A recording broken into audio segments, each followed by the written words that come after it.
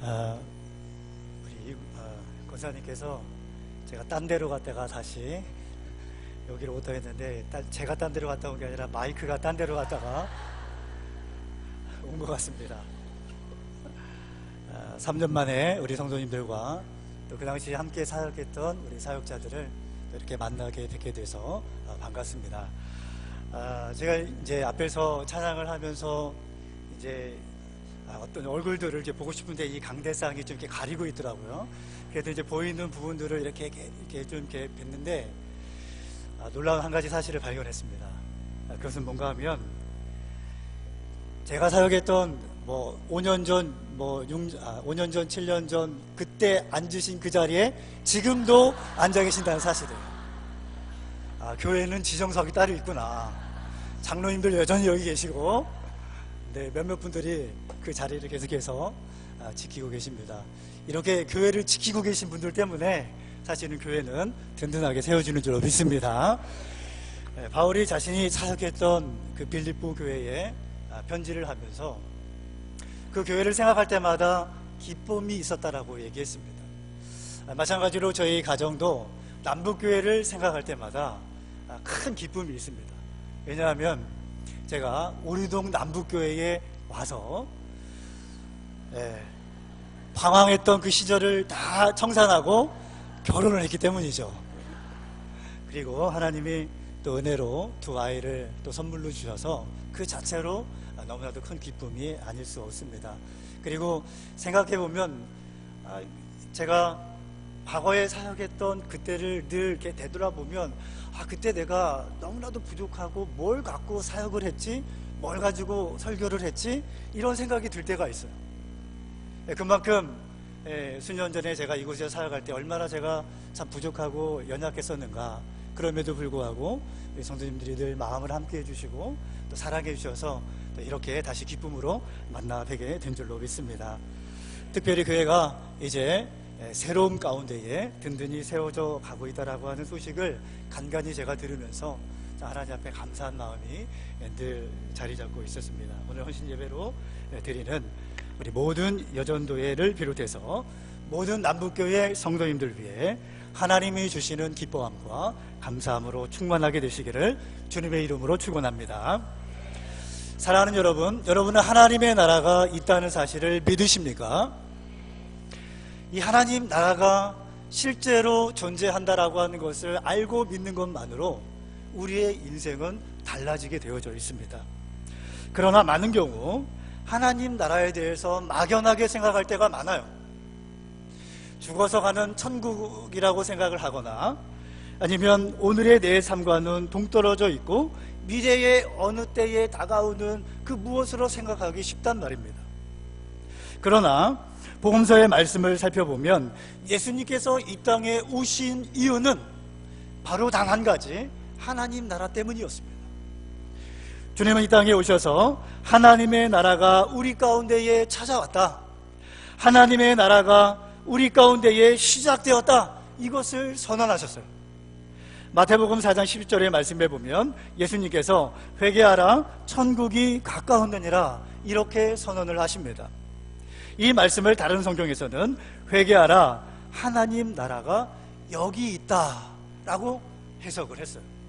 그러니 주님이 오셔서 첫 번째 하셨던 그 선포의 말씀은 하나님 나라가 조금 있다 오겠다, 아니면 미래의 어느 때에 오겠다, 이것이 아니라 예수님이 이 땅에 오심과 동시에 하나님 나라는 시작되었고 하나님 나라는 임하였다라고 하는 그런 사실이었어요.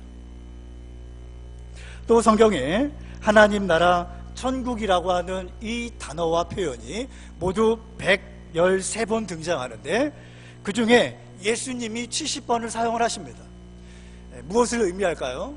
그것은 예수님이 이 땅에 오신 목적, 그리고 예수님이 이 땅에 하신 모든 것들이 바로 하나님 나라 때문이었다라고 하는 것을 증명해 주는 것입니다. 그러므로 오늘 주를 사랑하고 헌신을 고백하는 우리 모두에게 무엇이 우리에게도 전부가 되어야 하는가? 바로 하나님 나라인 줄을 여러분이 믿으시기를 바랍니다. 이것이 오늘 말씀의 대전제입니다.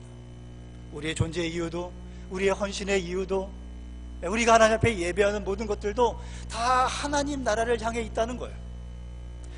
이 하나님 나라를 보여주시기 위해서 주신 말씀이 마태복음 5장에서 7장까지 산상수훈의 말씀입니다. 오늘 저는 5장의 끝부분과 6장의 시작 부분의 말씀을 이 시간을 통하여서 살펴보면서 정말 하나님 주시는 그런 은혜를 함께 나눌 수 있기를 원합니다. 5장 38절의 말씀을 보십시오. 또 눈은 눈으로 이는 이로 갚으라 하였다는 것을 너희가 들었으나 39절 나는 너희에게 이르노니 악한 자를 대적하지 말라. 누구든지 내 오른뺨을 치거든 왼편도 돌려대라. 40절 말씀을 보십시오. 속옷을 가지고자 하는 자에게 겉옷까지도 가지라고 얘기합니다.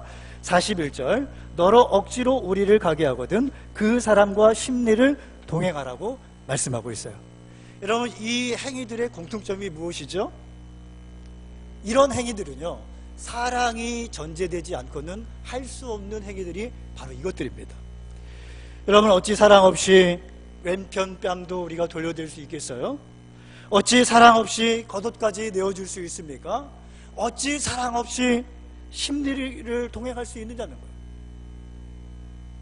즉, 이 말씀들은 사랑을 실천하라, 사랑을 행하라 라고 하는 것을 강조하고 있는 말씀입니다. 그래서 이어지는 5장 43절의 말씀을 보시면 원수를 사랑하며 그리고 너희를 박해하는 자를 위해서 어떻게 하라? 기도하라 라고 말씀하고 계신 거예요. 그러면서 5장의 말씀의 결론은 이렇게 끝납니다. 이렇게 한즉, 이렇게 한즉이라고 하는 것은 뭘 얘기하고 있죠? 지금 사랑을 실천하고 사랑을 행한즉 하늘에 계신 너희 아버지의 아들이 될 것이고, 48절 하늘에 계신 너희 아버지의 온전하신 같이 너희도 어떻게 된다고요? 온전케 된다라고 말씀하고 있어요. 여러분, 저는 여기에서 예수님이 말씀하시는 하나님 나라의 원천이 무엇인가를 발견하게 됩니다. 또 그 예수님을 따르는 우리 성도들의 헌신과 믿음의 출발점이 어디에 있어야 하는지도 깨닫게 돼요.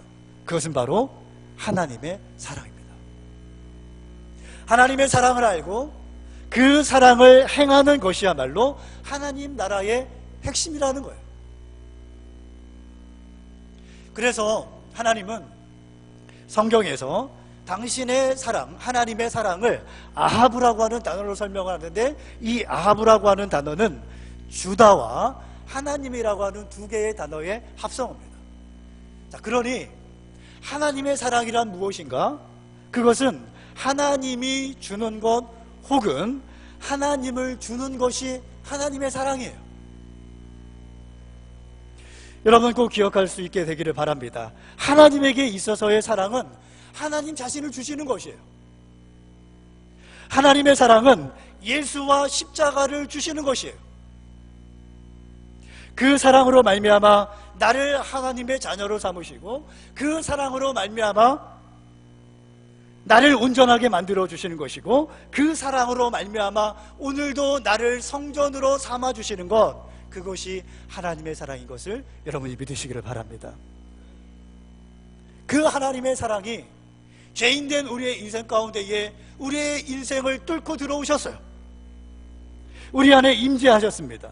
그래서 질그릇 같은 내 인생에 하나님의 성령이 거하시는 성전으로 세움받게 된 것이에요. 이 은혜와 사랑을 바울은 고린전서 3장 16절에서 이렇게 고백을 하고 있습니다. 우리 말씀을 띄워주시면 함께 읽겠습니다. 시작. 너희는 너희가 하나님의 성전인 것과 하나님의 성령이 너희 안에 계시는 것을 알지 못하느냐. 아멘. 이 위대한 하나님의 사랑이 언제 이루어지게 됩니까? 그것은 바로 오늘 우리가 이 한 주간 맞이하게 되는 예수 그리스도의 고난과 그 부활의 능력, 부활의 영광을 통하여서 우리 가운데에 이루어지게 된 것이죠.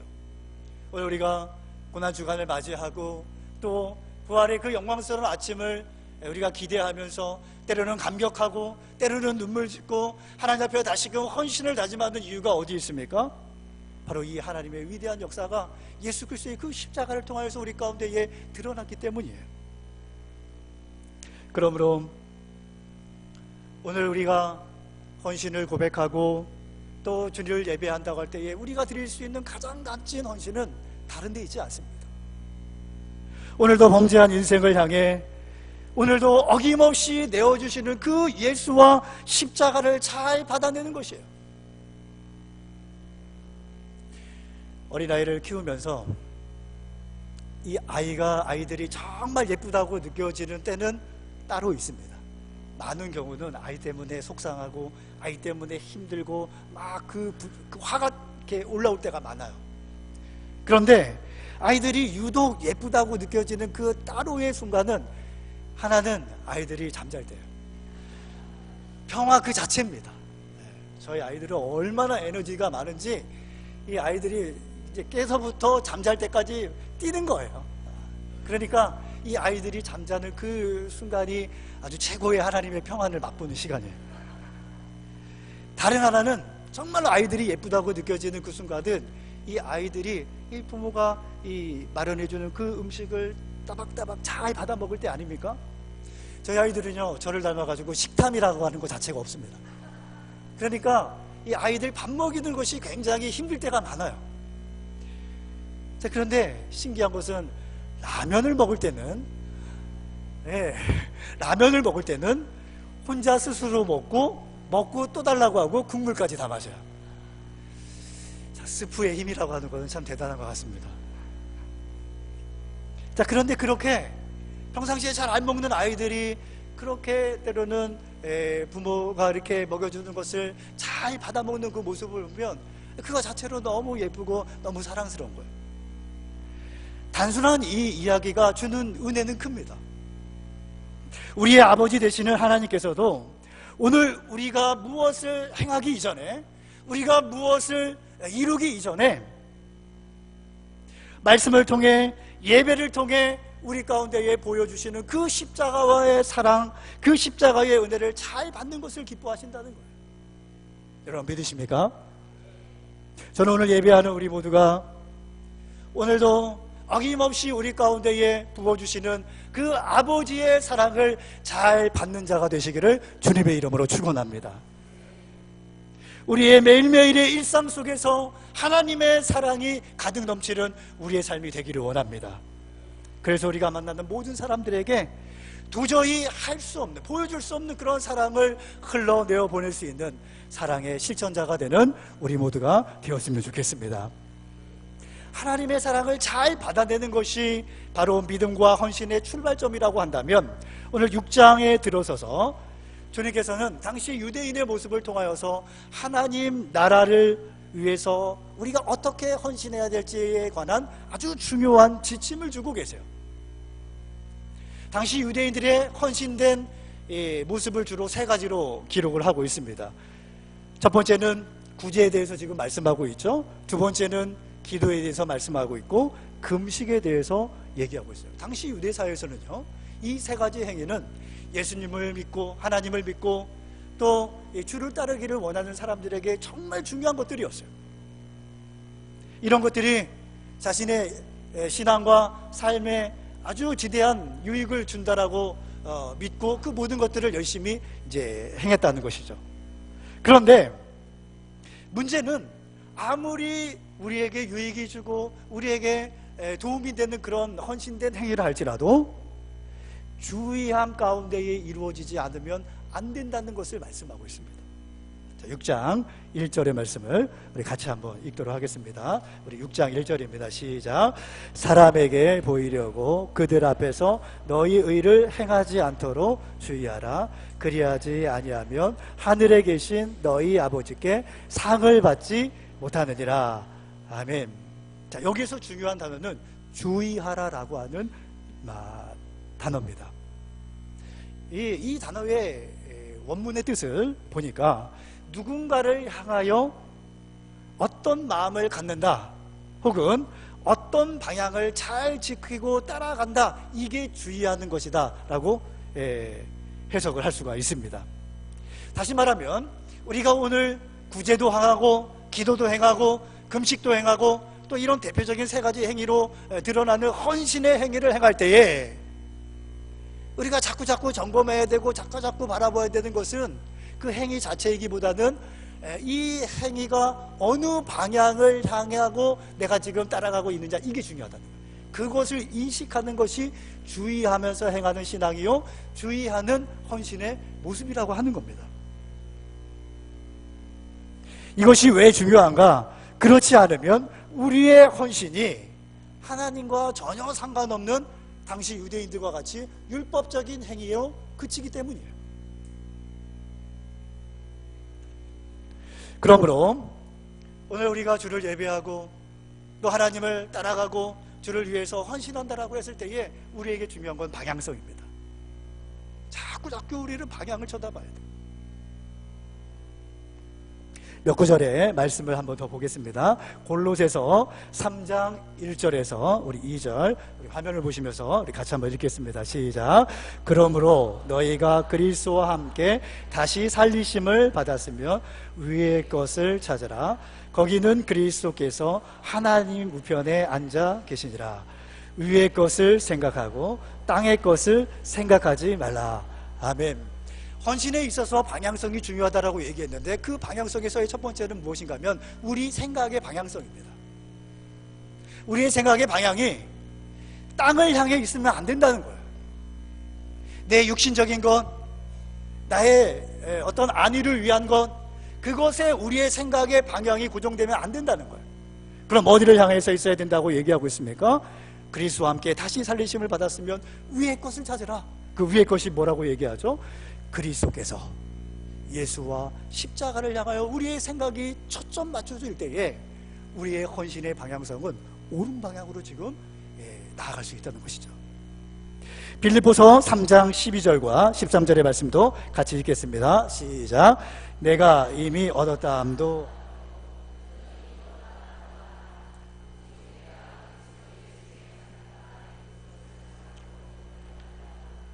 형제들아, 나는 아직 내가 잡은 줄로 여기지 아니하고 오직 한 일, 즉 뒤에 있는 것은 잊어버리고 앞에 있는 것을 잡으려고 표대를 향하여, 다음 구절입니다. 그리스도 예수 안에서 하나님이 위에서 부르신 부름의 상을 위하여 달려가노라.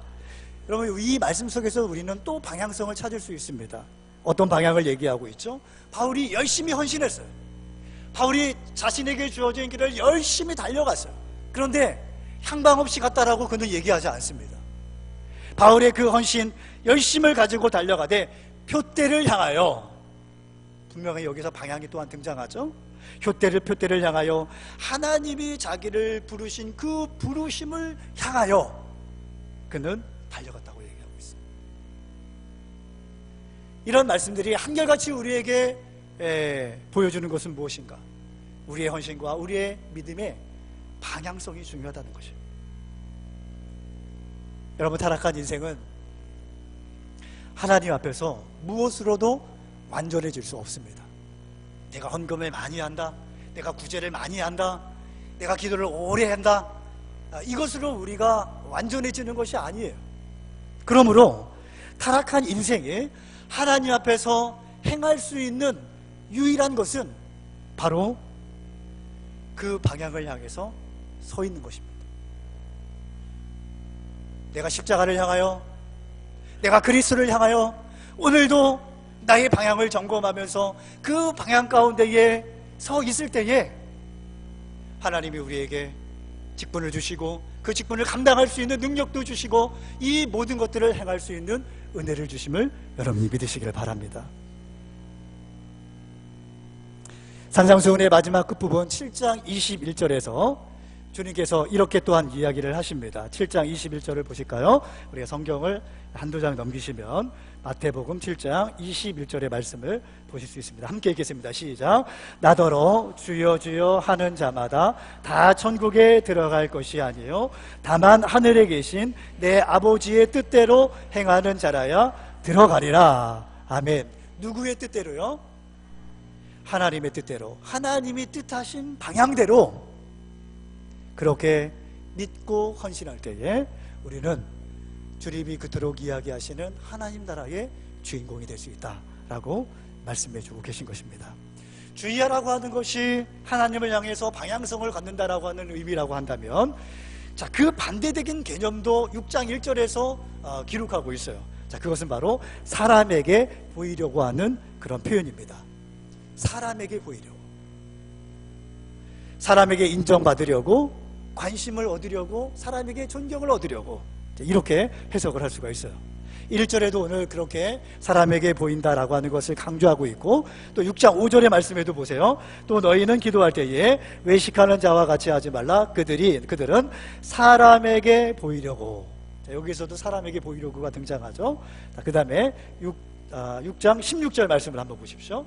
자, 금식에 대해서도 얘기합니다. 금식할 때에 너희는 외식하는 자들과 같이 슬픈 기색을 보이지 말라. 그들은 금식하는 것을 누구에게 보이기 위해서? 사람에게 보이려고 얼굴을 흉하게 하느니라. 한 절 더 보시겠어요? 17절의 말씀입니다.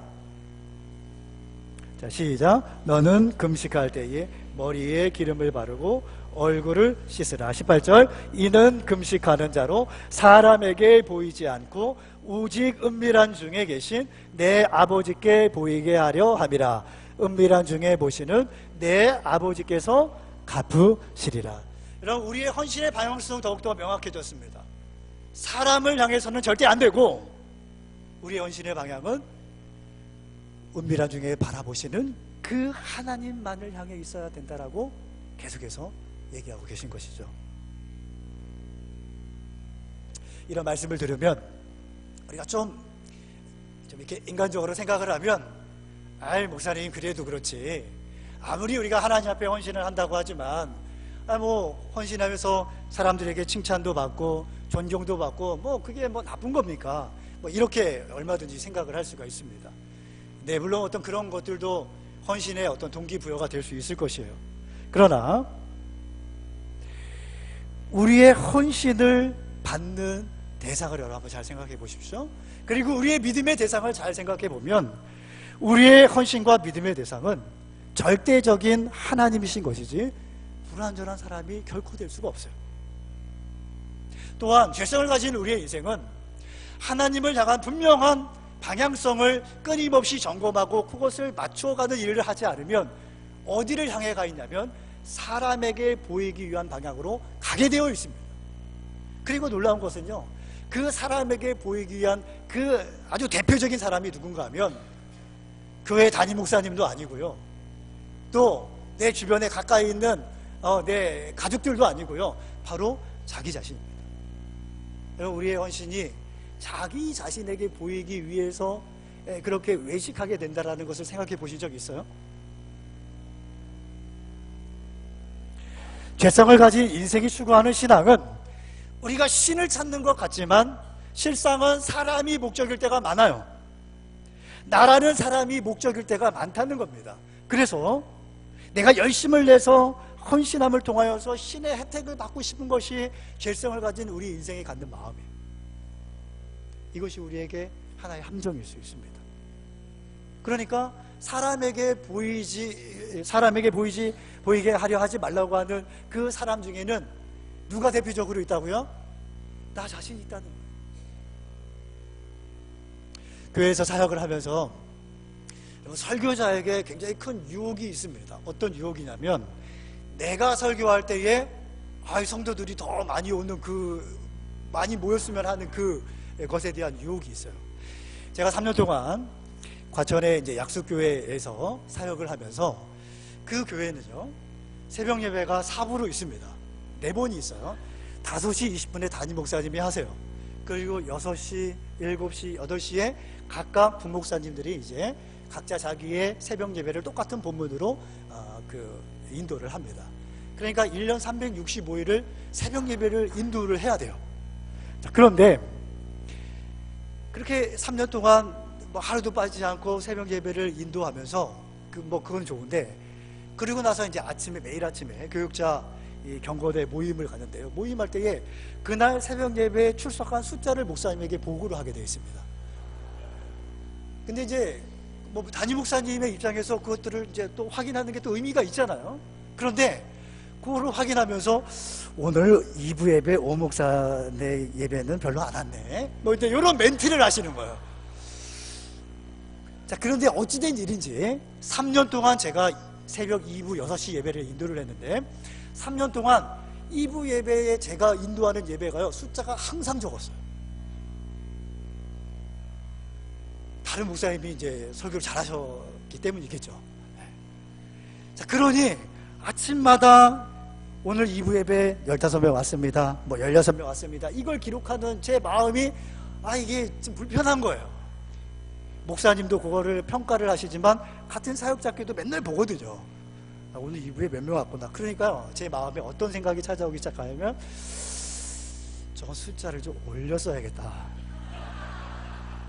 오늘 아침에 15명이 왔는데 한 17, 18 뭐 이 정도는 뭐 잠깐 왔다가 간 사람도 있으니까 그 사람도 끼워가지고 그래서 한 두세 번은 또 그렇게 썼습니다. 제가 연약해서. 이게 그러면서 제가 생각하게 되는 거예요.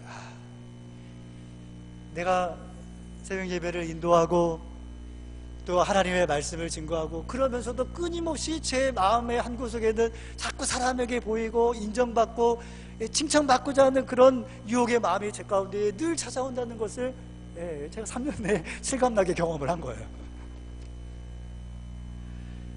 여러분, 기독교의 신앙의 대상이 누구입니까? 창조주이고 구원주이신 바로 하나님이신 줄로 믿습니다. 완전하신 하나님뿐밖에 없어요.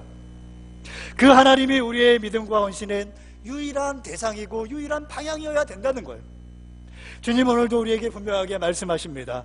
너의 헌신을 받는 대상은 사람도 아니고 너 자신도 아니고 바로 너를 창조하고 너를 구원한 바로 하나님 나 자신이란다. 그러니 너는 나만을 바라보거라. 진리는 하나님만을 향할 때에 좌우의 날선 검보다 예리한 능력을 발휘합니다. 우리의 헌신은 하나님만을 향할 때에 그 어떤 향기보다 아름다운 향기를 바라는 거예요. 이런 방향성을 가진 자는, 이런 주의하는 신앙을 가진 자는 결코 교만할 수 없습니다. 살아있는 것이 감사하고 내게 직분 주신 것이 감사하고 오늘도 나를 사용하시는 그 하나님의 은혜 때문에 기쁨으로 하나님 앞에 헌신할 수 있는 것이에요. 이 십자가의 계절에 여러분 우리가 기억하는 것이 무엇입니까? 나를 저주의 그 대상에서 그냥 내버려 두지 아니하시고 오늘도 웬일인지 웬 은혜인지 그 수많은 사람들 가운데에 나를 부르시고 나를 선택하시고 당신의 가장 사랑스러운 그 아들을 십자가에 내어주기까지 사랑을 보여주신 하나님 자신을 보여주신 내어주신 그 하나님의 사랑 앞에 우리가 주목하고자 하는 게 이 십자가의 이 시간들 아닙니까? 지금까지 우리의 믿음과 헌신은 어디를 향해서 걸어왔는가? 그리고 앞으로 우리가 하나님 앞에 어느 방향을 가지고 나아가야 할 것인가? 여러분 스스로 질문하시고 또 성경의 말씀을 묵상하는 가운데 그 답을 우리가 찾을 수 있게 되기를 바라요. 모든 상황과 형편 속에서 오직 하나님만을 향한 방향성을 회복하시는 그런 우리 모두가 되시기를 바랍니다. 오늘 6장 1절의 말씀을 우리 메시지 성경으로 함께 읽으면서 말씀을 정리하기로 합니다. 함께 읽겠습니다. 시작. 너희가 선한 일을 하려고 할 때에 그것이 연극이 되지 않도록 특히 조심하여라. 그것이 멋진 연극이 될 수 있을지는 몰라도 너희를 지으신 하나님은 박수를 보내지 않으실 것이다. 오늘 아멘. 오늘 헌신을 다짐하시는 우리 사라, 한나, 에스더, 다비다, 마리아 여전도회 그리고 남북교회의 온 성도들이 오늘 말씀을 통하여서 하나님이 기뻐하시는 헌신자들이 다 되시기를 주님의 이름으로 축원합니다. 하나님 아버지, 우리가 아직 죄인 되었을 때에 하나님께서 그리스도의 십자가를 통하여서 하나님 자신을 우리에게 내어주신 그 사랑을 우리가 잘 받아들이기를 원합니다. 그 사랑이 우리의 믿음과 예배와 헌신의 근간이 되게 하여 주시옵소서. 그 십자가의 은혜를 전하는 사랑의 실천자가 되게 하여 주시옵소서. 하나님, 우리가 연약하여 끊임없이 사람에게 보이고 싶고 인정받기를 원하는 그 모든 것들을 내려놓고 완전하신 하나님만을 향하여서 나아가는 방향성을 견지하며 나아가게 하여 주시옵소서. 오늘 헌신 예배로 헌신을 고백하는 귀한 우리 여전도회를 위해서 기도합니다. 우리 각 회장님들을 비롯하여서 우리 임원들과 회원들이 한 마음이 되게 하시고 사랑과 선행을 격려하는 중에 남북교회에 없어서는 안 될 귀한 헌신의 공동체가 되게 하여 주시옵소서. 또한 세우신 교환종 담임 목사님을 사랑하여 주시고 우리 자녀님들과 우리 부교육자들과 온 교우들이 함께 하나님 나라를 이루어가는 귀한 은혜를 허락하여 주시옵소서. 예수님의 이름으로 기도하옵나이다. 아멘.